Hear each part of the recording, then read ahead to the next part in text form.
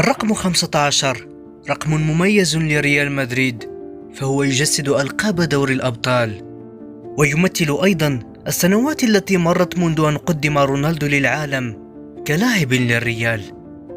واليوم نرى زيدان يأخذ بيد مبابي ليقدمه كأيقونة جديدة تضيء سماء البرنابيو.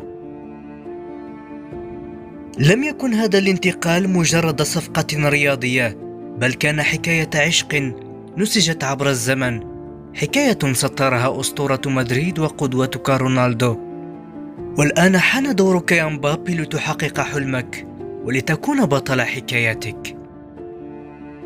في ريال مدريد يا مبابي لا يعاد التاريخ، بل يكتب من جديد بأحرف من ذهب، فهنا في هذا الميدان الأسطوري تتحقق الأحلام وتنسج الأساطير. بين الماضي والحاضر دائما ما نردد uno, dos, tres, ¡a la Madrid! هش